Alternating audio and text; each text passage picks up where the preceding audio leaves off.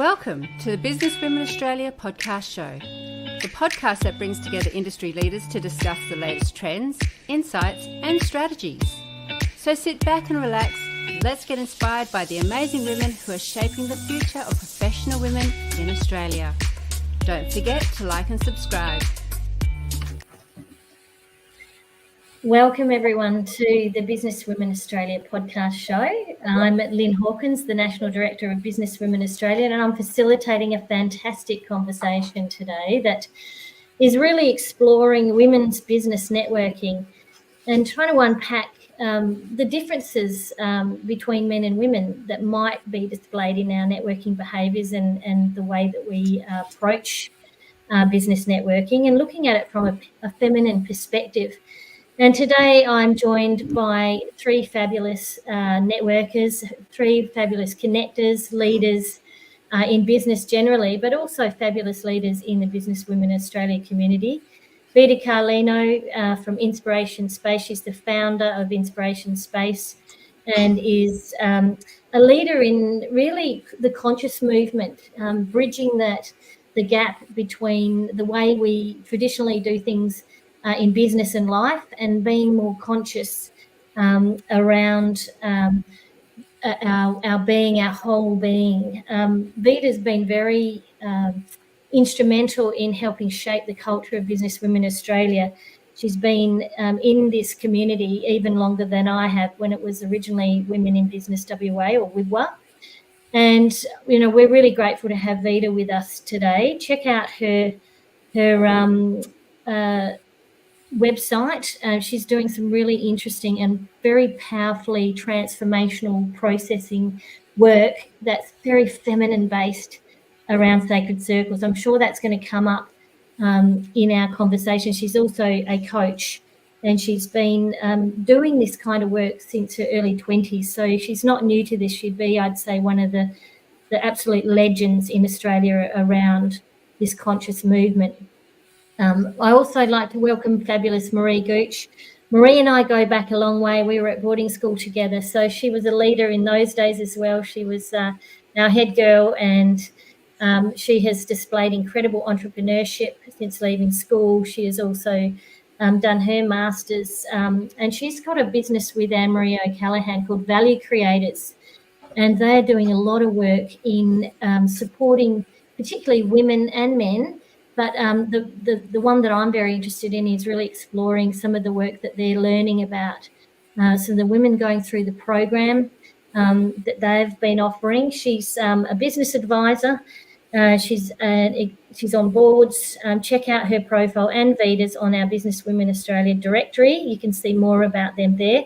And of course, we've got Leanne, Jeffery, LJ, our fabulous LJ, who's pretty much manages Business Women Australia in the background.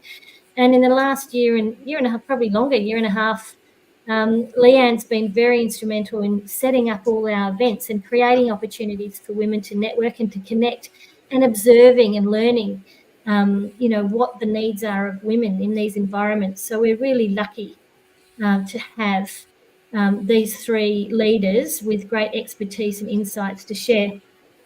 So I'll kick off our conversation. Obviously it's very important to understand, what these differences are. Research has shown, in fact, there are differences. So this is not a discussion about is there or isn't there a difference between men and women. Obviously, there are always people who don't fit the general stereotype, but we have found through research there are differences.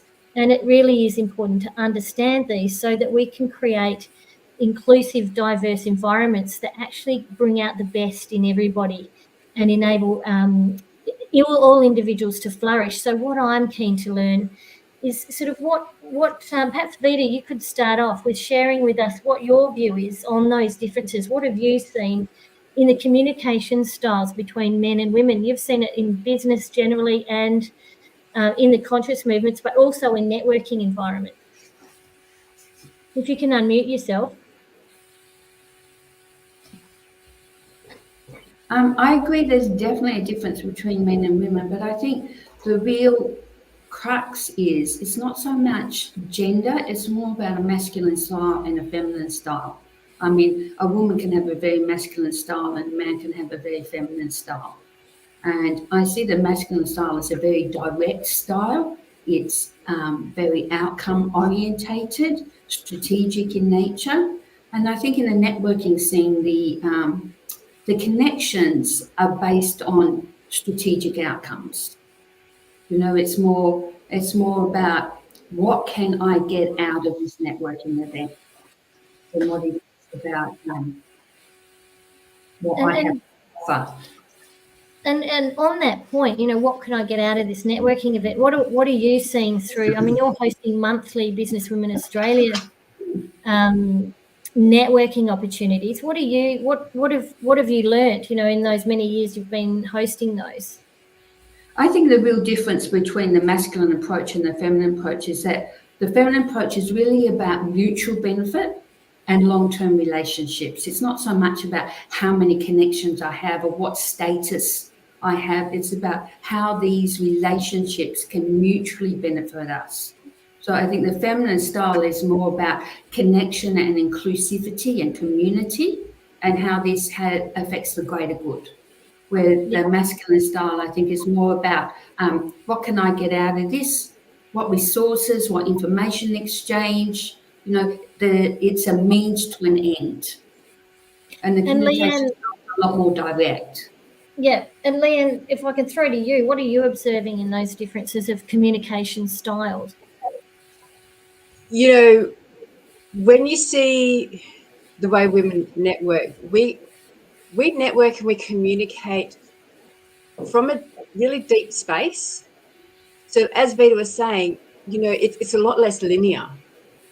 I'm going to do business with someone who I will actually connect with. Everything I can get will come from a genuine connection.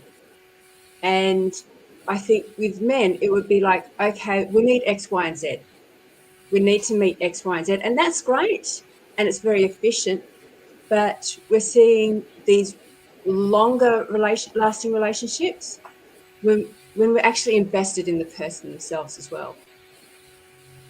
And Maree, I mean, you're really heavily networking in very diverse spaces where there are mixed genders. You know, I'm sort of, you know, been so immersed in Businesswomen Australia networking events that it's only in the last year with the work I'm doing with PWN that I'm back in mixed gender environments. So what are your observations? Mixed, and it may challenge some of the other people, my personal findings, and I teach networking in various different situations and some of the programs that we run at Valley Creators. I think at all times it's important to be yourself and be authentic, and I'm probably the kind of person that you know, it's a bit like playing netball or playing football. You're on your toes and you just see which way you're going to go. A bit organic, I suppose. And that's over many years. Obviously, I'm an age. We know our age. It's headboarded, by the way. It wasn't head girl. That was Vivian. And just to clarify that for Viv, I think I align with both what Vida and Leanne have been saying, though. You know, you might be an extrovert. You might be an introvert. That's a label. Personally, I'm an omnivert. I think like an extrovert and I can act like an extrovert and I can step into being an extrovert, but I have to go back and have some space and place where I can just gather my thoughts. So it's a new term, but it's kind of a good one. The other thing is I have worked in male-dominated industries all of my life and I don't know any different. So if I need to get a message through, and that being on my toes, you know, thinking of a netball or a hockey stick or whatever it is, the sport that you might choose to play or have done, it's about being ready. It's about being agile, and it's bringing to the situation what is needed at the time. For me, it's about making people feel comfortable. So, and I was one of those people that would shake in my shoes when it came to networking, and I would rather stick a fork in my leg than go and network. But I've learned over time and now teach that it's important to be prepared, even if it's reading what's going on in the news, but being prepared so that when you go somewhere, you feel comfortable and confident enough to at least, you know, talk about the weather or talk about, you know, global markets or, you know, whatever's going on in the space that you're in. So being prepared, but then also listen, not just listen, but hear what the other person's saying. And the greatest advice I ever got a long time ago was get someone to talk about themselves, as long as it's not too long. But get someone to talk about themselves, because that becomes an interactive situation. And I have got some other things, but I'll hold off now. But that's probably been my, I align very much with the masculine and the feminine side of things. And I don't think networking is a meat market, but some people do. It's not about getting 100 business cards when you go out or getting 100 LinkedIn, profile connections. I really liked how Vida was saying about the, obviously Leanne's talking about the connection, but I think Vida's talking about the giving. And that's how you do make a really good connection, is sharing. Oh, I know someone that might help you here. And I have made, I don't know, nearly 5,000 connections on LinkedIn. I do know them, most of them. And some of them are strategic, and some of them have come to me and I've gone, I don't know when that might work out, but maybe I can give them something in the future. So that's my personal thoughts. Thanks, Maree. There's such a generosity of spirit really underlying, the way that you actually educate others and the way you behave in yourself. So you certainly walk the talk. I just want to share with you, ladies, some of the research. I mean, there's a pioneer linguist, Edward Sapir, and he wrote a book called Language, An Introduction to the Study of Speech. I'm very interested in some of the non-verbal kind of communication styles that women exhibit, because some studies and research has shown, obviously, our gestures, the way we are and the way we act can actually send out very strong signals. And there's been some research that's been done that reveals that women are very good at reading people with greater accuracy and are more responsive to the non-verbal cues. So we're very good at decoding behaviours and using this to our advantage. Again, that probably comes from, those biological sort of long-term learnings as maternal kind of and community-based women, that we're at the camp and not always out as much hunting, although we have found, of course, evidence recently that there's been a lot of female hunters as well. But Harvard University psychologist Robert Rosenthal, he did that critical study that really did show, you might have heard of it, it's called the Pons test. It's that profile of non-verbal sensitivity. And that was definitely found with girls versus boys, that the girls were much more superior in judging the non-verbal cues. Now, when we look at this, when it comes to networking, and then look at the way that society has often shaped the way that women behave to be often people pleasers, and I do see this as a theme that comes up a lot in the conversations that I have with women around the nation, I'm really trying to reframe and repurpose the way that I think, instead of being a people pleaser and allowing people to shut me off, because I can read that, so much about what's going on in the room, but I aren't necessarily stepping into my power in being able to exhibit authority or what have you. I'm good at reading, but I'm not using it to my advantage. And this is the classic one, because it brings up a lot of issues around, when we are networking, do we want to appear like a leader with a bit of power and credibility, or do we want to be seen as more sort of personally approachable and likable? I just wanted to throw this into the discussion, because I think, a lot of these sort of stories that run in the mind of anyone coming into a networking environment is such that it can often impact on the way that we are and what we allow others to do.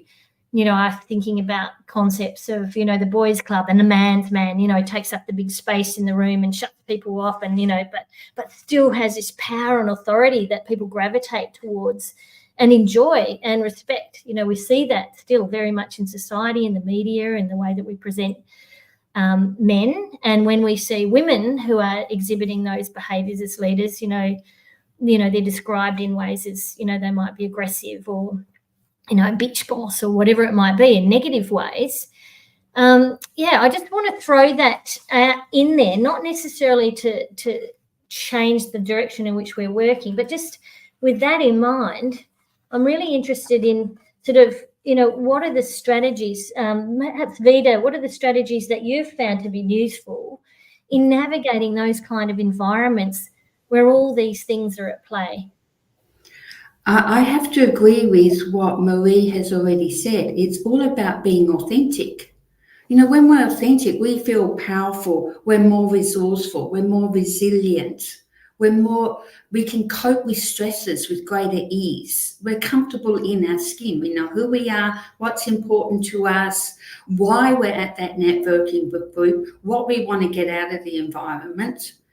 And people are attracted to us. You were saying about the masculine being strong. People are attracted to not just necessarily strength, but to authenticity. You can be the quiet, silent one in the background and still everyone's attracted to you. There's just something radiating from you. So when we're authentic, we've got no competition.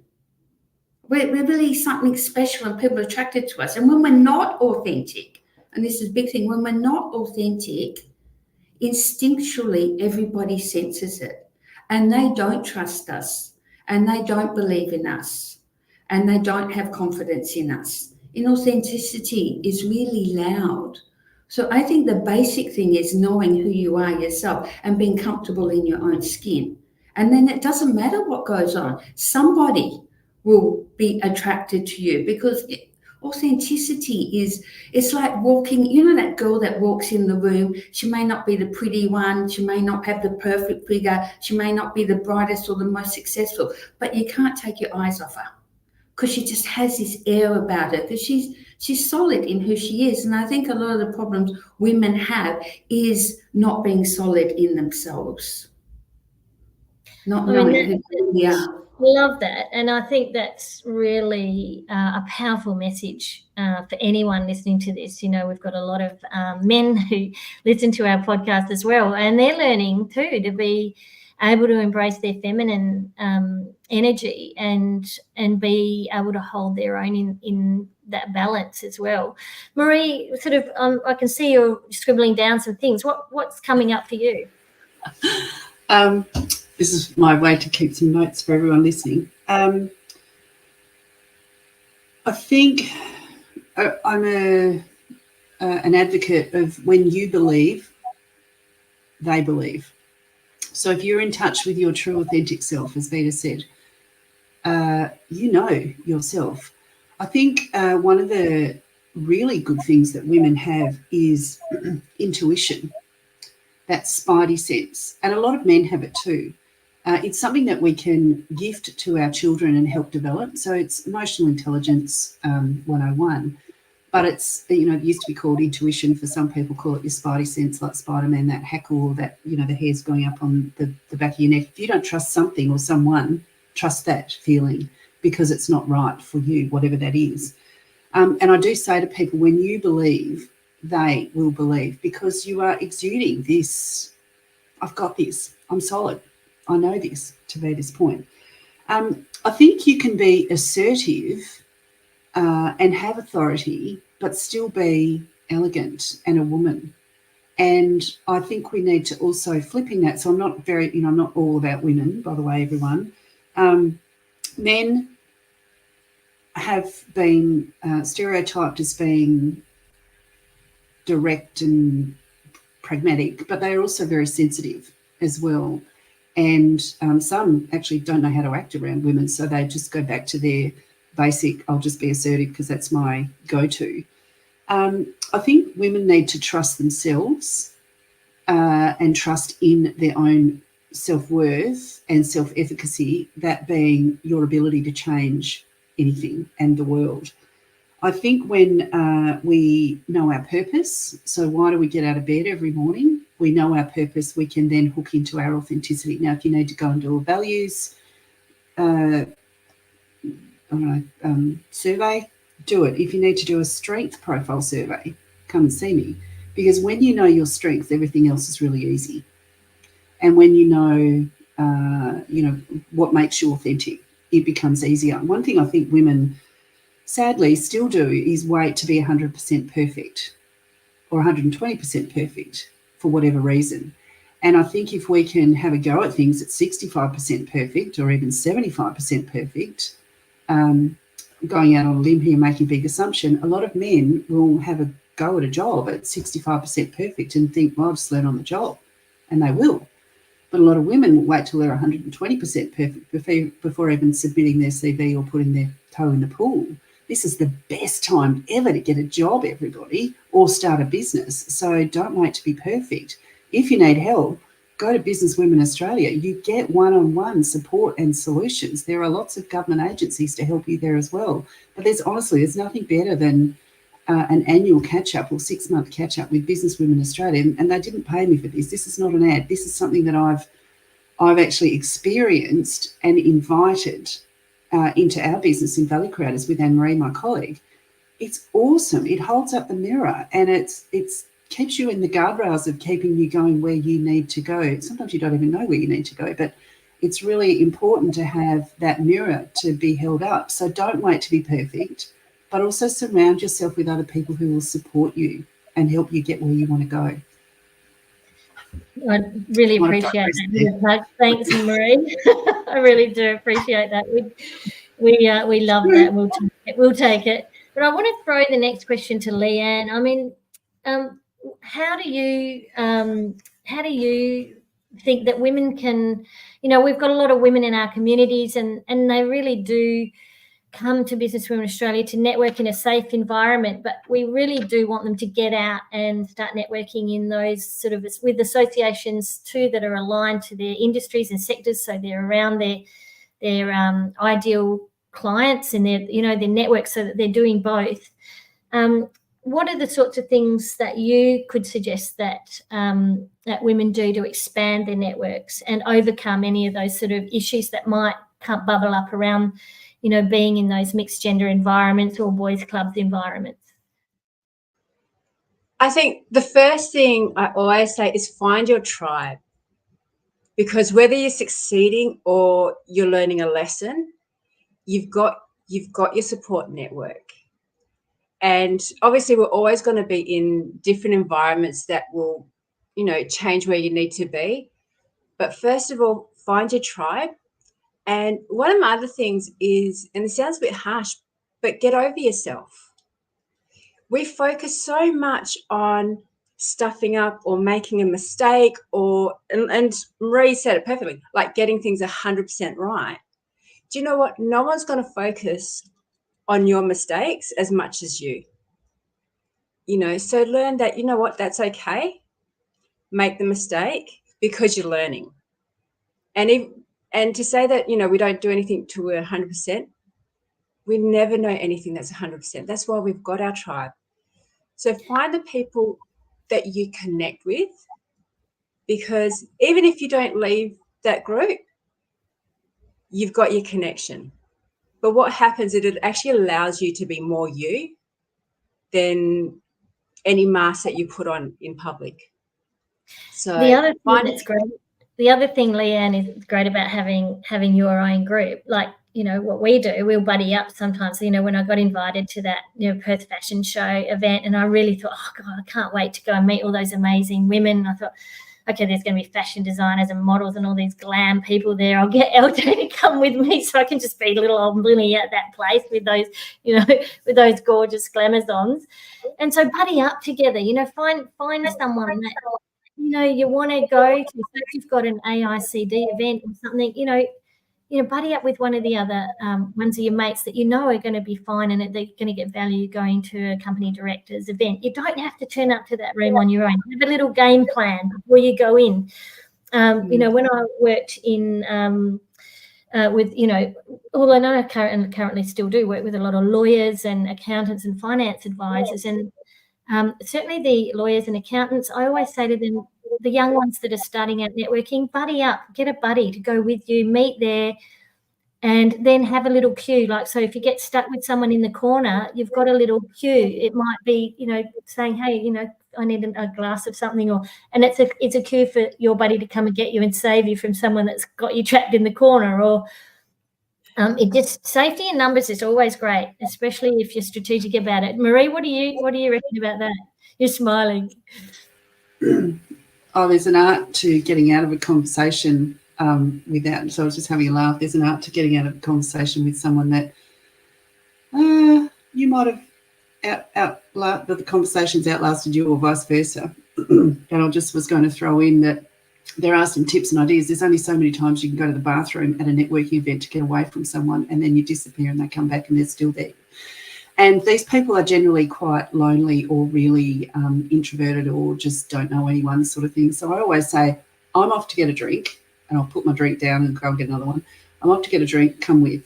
Or I've just spied someone over there, come with me. Introduce them, stay there for a while, do what you need to do, and then they're okay. And they will remember the way that you make them feel, not necessarily who you are or, that you might have introduced them to someone. Or it is a genuine, actually, you listen to what the person was saying, and they might not have been, putting all the bells and whistles out there for whatever you're their reason for, but you might just genuinely help them and introduce them to someone else. I'll defer to others. That was just a little pop in, but I can. Well, that is so much more productive than my escape plan route. I love it.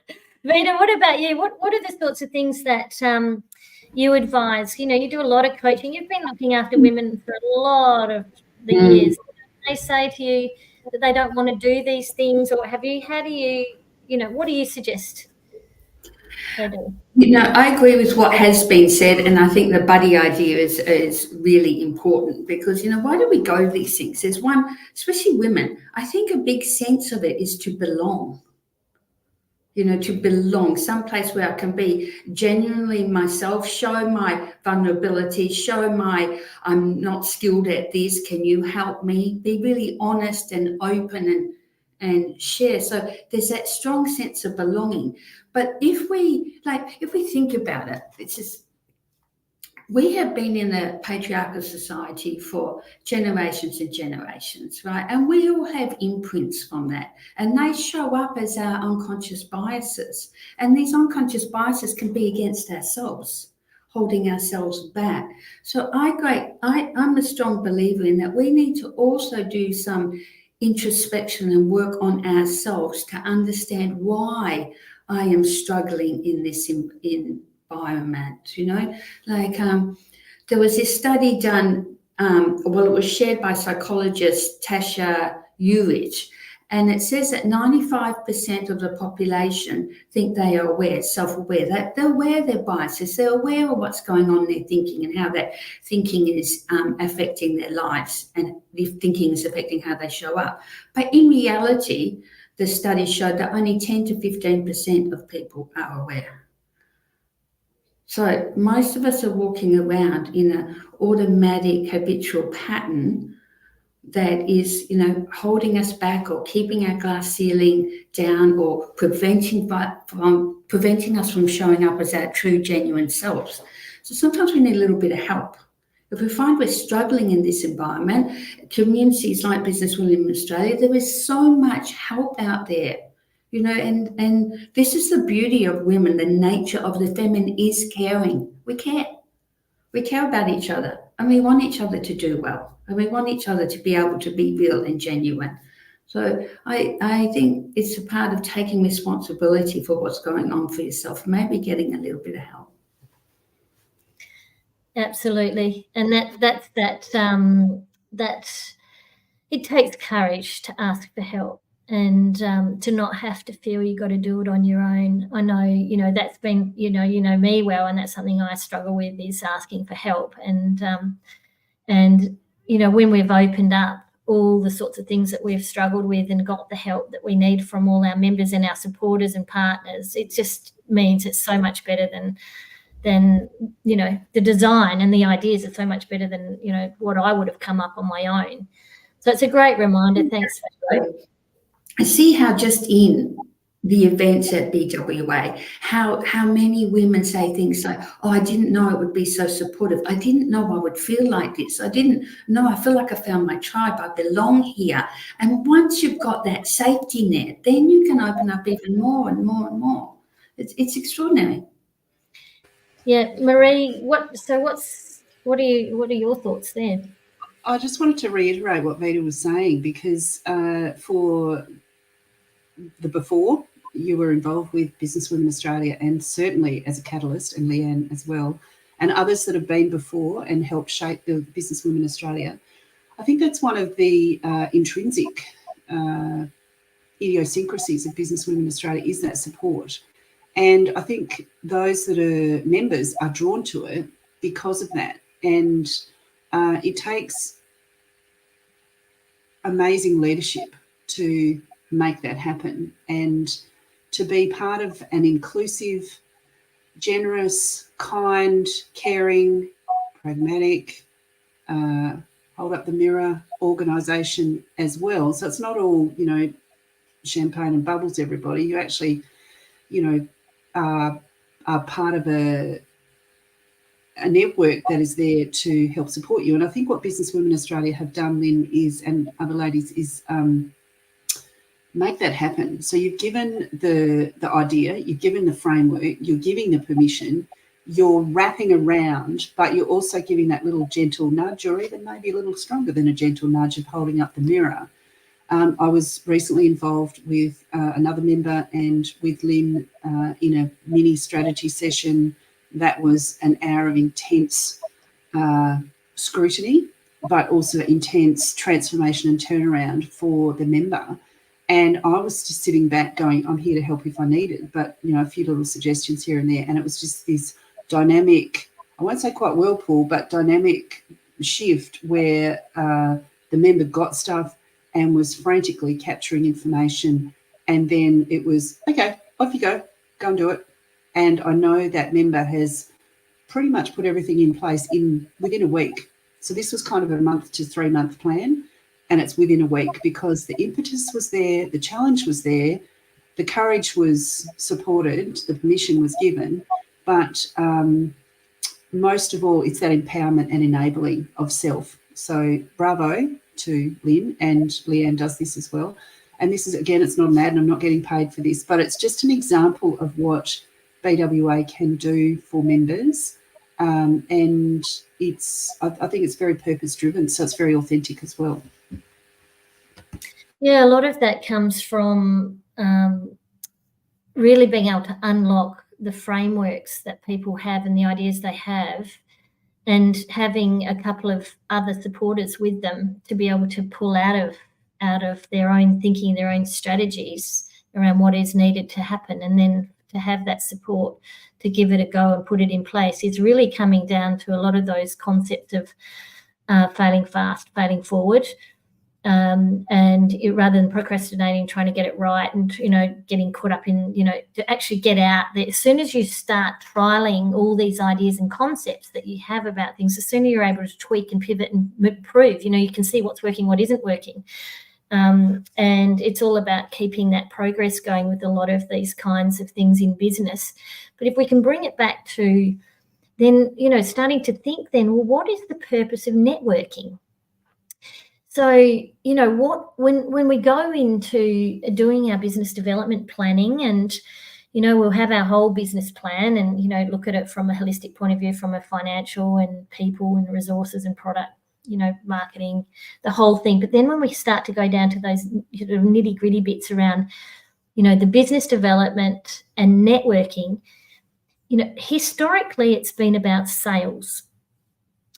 But what I'm hearing out of our discussion today is that when we start bringing in a bit more of a feminine perspective, the sales are not as urgent, because that if we come in with a sales mentality, we may not be being true to our authentic self, but keeping in mind at the end of the day, our time is important, and over time, we are looking to increase our revenue and grow our businesses and be successful financially. So what is the purpose of networking from that sales generation point of view? And how does it fit in? Where does it? Vida, can I throw to you on that one? I think, as I talked about earlier, the masculine and feminine styles, I think when we understand there's two different styles or more, and we know our own style, then we have the ability to master the strengths of both styles. So it may be sales sometimes in that particular group, and in another group it's something else. We can be both strategic and create long-term, lasting, mutually beneficial relationships. I think for me in particular, and my experience with BWO, because I'm not really in any other networking groups, is being part of a like-minded community that is honest and has integrity and will tell you the truth, will support you and give you really honest feedback. It gives you permission. It gives me permission to extend my boundaries. It gives me permission to lift my ceiling because I feel so safe and supported and encouraged. I've had amazing meetings with you, Lynn, and I've gone and changed what I'm doing in business. I've put in new strategies, and I've had conversations with many people in the community that have helped me refine my direction and what I'm doing. So it could be sales. Maybe there's a time when sales is the most important thing, but it's knowing what's important to you and what is in line with your values and your own integrity. But underneath, it's all held in a container of safety, of openness, of, it's a loving nurture, it's a loving feeling. It's an open-hearted community, this particular one. And that in itself gives us permission to take risks, to go outside the comfort zone, to see, how we can thrive. And what about you, Leanne? You're seeing the sort of motivations of women looking to network. We've got, leaders that come in as leader level members who are really looking to grow and scale their business. And we've got other women that come to our events and our connectors that are there, sort of helping, welcome and make everyone feel a part of the community. So what is the purpose of networking, do you think, that's coming through your experience? Yeah, it's actually a really broad question. First of all, there's people who will come in and they've got such a stressful environment that they actually just want to connect with other people who've worked in similar environments. And that's all that they need. They need to know that they're not alone. They need to feel understood and heard. And, that's great. There's other people who come in and they want to build business. So they want to connect with other people who have that same, understanding in life, or someone who's done it before. You've got the people who have done it before who want to come in and help those who are looking to move on. You got some people who think, they want to come in, they just want to learn. They want to attend a class. They want to ask questions. It depends on the person. So you've got to have that flexibility to be able to bring everyone together and to find a networking group that actually does that for you. If you want to go in and you want to make 100 connections, find a group that will just give you business cards. Unfortunately, we're not that group, but it's such an intimate thing for people to really think of what they need, because there's no use in going to a group unless you understand what you need from it. That's really good advice, LJ. So for anyone that's listening to this and thinking about which networking group should I go to, step back and look at, what is it that I need as a leader in my industry, or as a business owner, or as an executive? What am I looking to achieve? What really is it that I need, personally and professionally, in addition to some of those harder outcomes that you might be looking for as well? Maree, have you got any sort of thoughts on that? Agreed, yes, with everything that's been said before. I have written a couple of little notes off to the side, everyone, so I'm just looking at them. Excuse me. I know my key strength is legacy, and I have to turn it down sometimes because I can't help, what's the end game? It's actually not about me. It's about whoever I'm with, whether it's the people, the business, the industry, whatever it is, and how can I connect either them or me to the whatever it might be. And sometimes I don't even know what it might be, because I've been to events and spoken to someone who looked like they were lonely, just standing off to the side. It's never always at the bar, everyone just off to the side. And walked up and said, hello, how you going? What brings you here? It's a great opening line. What brings you here? They get to talk about themselves. Got 5 figures worth of business out of having that genuine conversation with someone, and developed a friendship. And it's been 6 years. So it was awesome to be, and then invited into this person's place of work to run some programs. So that was just from a hi, how you going?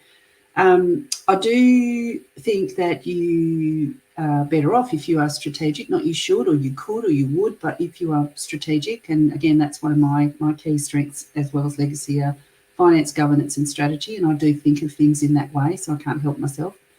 Think about the opportunities for you and others, whether it's your career, whether it's a community group that you're working with, a board or a committee that you're on. What will you learn from it, and what connections might you make, and how can you share the love or the kindness?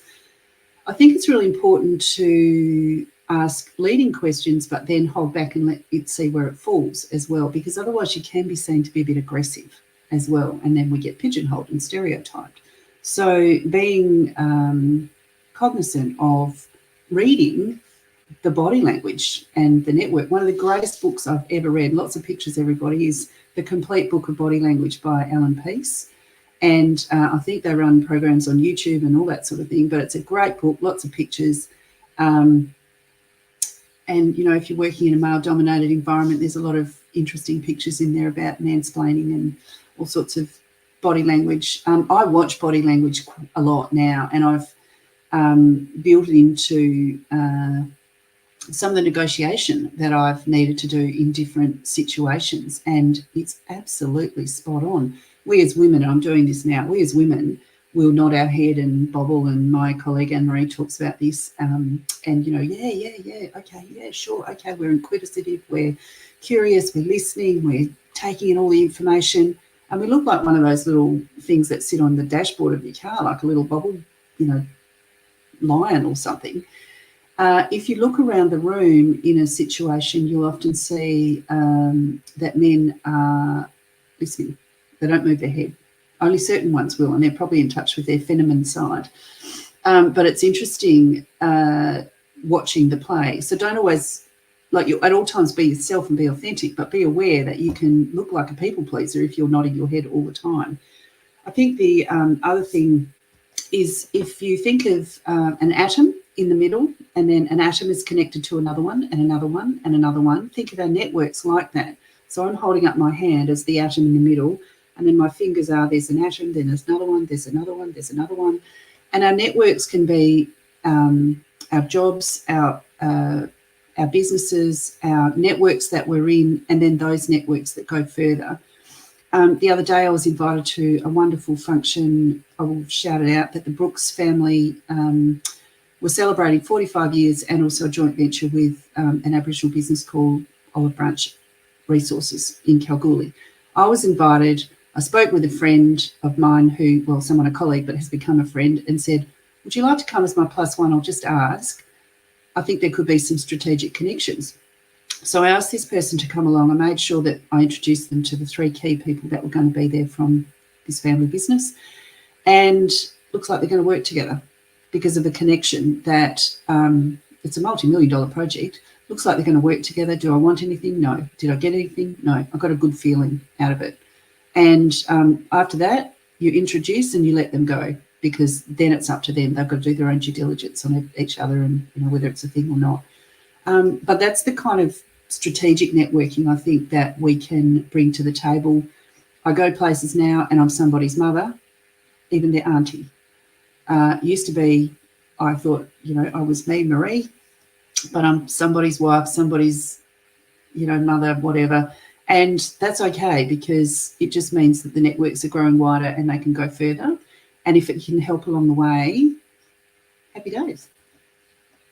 I love that. And it's a real pay it forward, calmer view of the world. It's certainly something that, you know, I've always tried to do too. Maree, I think we share that kind of approach, and I'm pretty sure Vida and LJ too, is how to connect other people who are going to get value from each other. And then you find that people come to you. You have so much visibility over what's going on around different communities and sectors too, because people come to you to ask you, who do you know in this space, or we're looking for someone, and it is just wonderful. And it does mean that you can actually ring up someone and ask for help later down the track if you need to. They're not going to say no. You know, just recently I found that I needed to check in with some people, and I hadn't spoken to them for ages, but I'd always been helpful to them when they were setting up their own business. And I got in contact with them recently, and they were able to introduce me to someone without hesitation, because they know my values, and they just would walk, bend over backwards to help me out. So these are the things. It may not ever be someone you call on, but it's just so good for your reputation building as well, and the great feeling that goes with helping out. Okay, we're just going to wrap up. Just final words from everyone, and maybe with a little bit of a view in terms of anything you feel that might be helpful to anyone listening about improving their networking, and maybe to leaders of organisations. We have a lot of CEOs and board members and directors of companies listening to our podcast. As organisations, how do we promote and support women in particular, which is my remit today, to have more opportunities and to be able to build more collaboration and advancement in their roles, and to be able to utilise, their business development networking in a way that is more authentic. So perhaps if I can just throw to you first, LJ. The biggest thing is, especially companies when they've got a woman who's ready to be a leader, women, don't be afraid to step up and be a leader. We come across so many people who have such an amazing heart and wealth of knowledge to share. Step up and be a leader. It's okay. We'll catch you if you fall. But allowing yourself to shine also creates light in other people's paths, believing that they can do it too. So if you doubt yourself, just step up. You know what you're talking about. You know that you want to help others.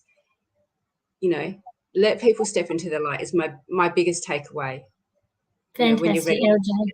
And you've been a great example of that. I mean, you've really you've stretched and challenged yourself, and you've bitten the bullet, and you've taken on extra things, and you've learned along the way, and you've got more polished as you've gone, and I think that's been such a great example. You're a great example of someone who's really said, I'm going to take the courage to throw myself in and be seen and have a go. So well done to you. Vida, what are your thoughts wrapping up?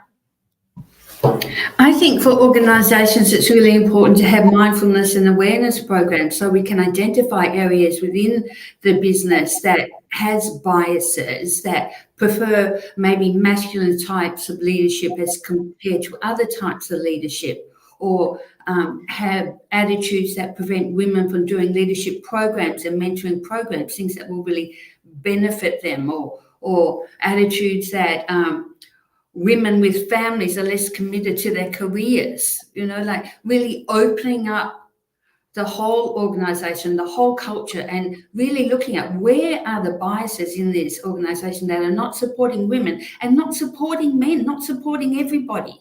Everybody needs to be supported.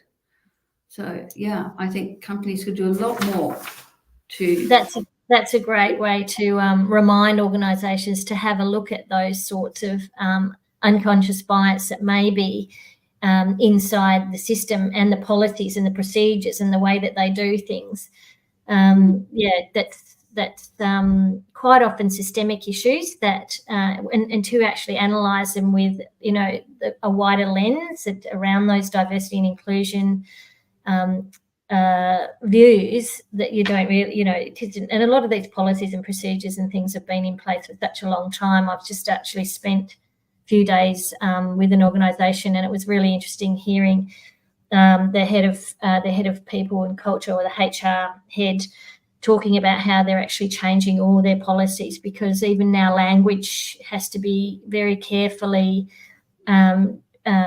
developed and evolved within organisations, particularly with the next gen, the rising gen coming through.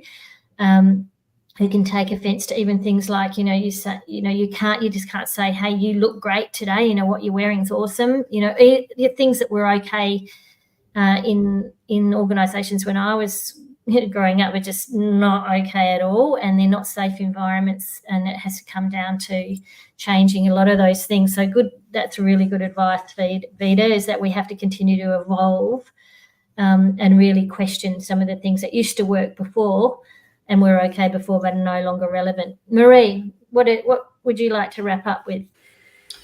Probably one important thing that I forgot to say earlier, sorry everyone, don't give out someone else's phone number without their permission. Always do an intro and then let them go. But to wrap up, I think be authentic and be courageous. Believe in yourself and know what you do well. When you believe, they will believe. Think about the mutual benefit of networking, and then also find people like Business Women Australia to support you, surround yourself, and either be a mentor to someone or find a mentor. And having been in both positions over many years, it's really important to find someone that's going to support you or can give you a pragmatic view and maybe some connections. So, our mentors can provide us with awesome avenues into networks. Thank you for the opportunity to be involved. Absolutely, my pleasure. I'd just like to say thank you, ladies. What an incredible deep dive. We've covered a lot today. Thank you, Maree Gooch, Director of Value Creators. Thank you, Vida Carlino, Director of Inspiration Space, and of course, Leanne Jeffery, Business Women Australia Coordinator. So thank you very much, and thank you everyone for listening. Don't forget to beautiful to be here. like, share. Bye. Bye.